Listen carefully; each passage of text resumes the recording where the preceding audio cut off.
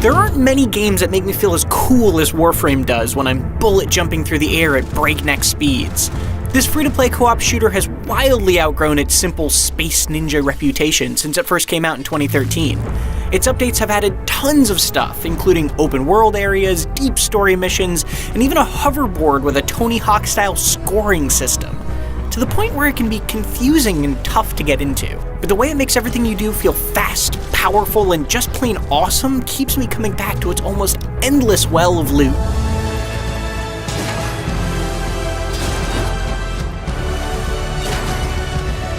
Warframe is a dense game, a tangled ball of yarn made up of almost 6 years of updates and reworks.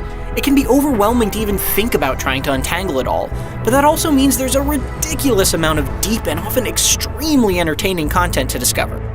For better or worse, this is a game that you're going to need a wiki to play, because loads of essential information just isn't explained well in-game. Thankfully, Warframe's player base is one of the nicest and most helpful communities around, which makes an intimidating game more inviting. Once I made it past the initial confusion and started setting clear goals for myself, which was usually making a cool new weapon or getting to the next planet, Warframe felt more like a sandbox full of treasures waiting to be dug up. There are tons of weapons and titular Warframe battlesuits to track down, craft, and collect, and enough curated quests to keep pushing you forward for dozens of hours. Those quests can be hit and miss, with some like the Glass Gambit being downright painful to get through, but they're generally interesting and a lot of fun. The more recent story-driven quests in particular are a huge standout thanks to impressive writing and acting I wouldn't have expected after Warframe's earlier missions. But of course you are, imprisoned just as she was.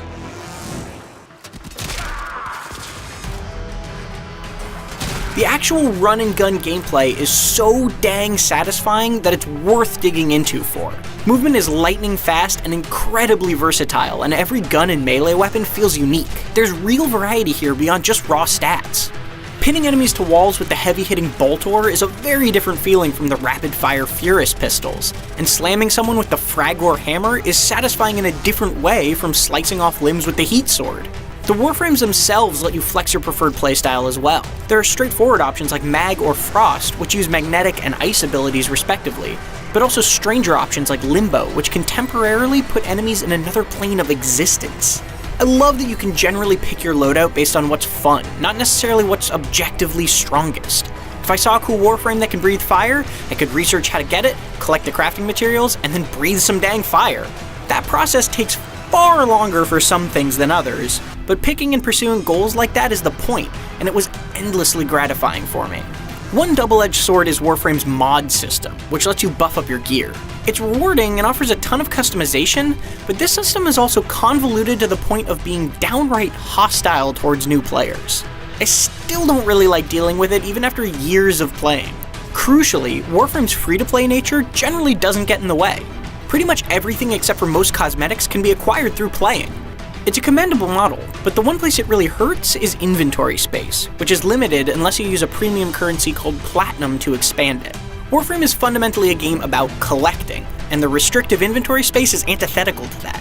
But I've had so many hours of enjoyment playing Warframe that a couple bucks to carry more guns wasn't a hard call. And spending money on anything else besides cosmetics sort of felt like pointlessly paying not to play. Warframe isn't an easily approachable game, but it's one that's worth getting comfortable with because it never stops growing and just feels amazing to play.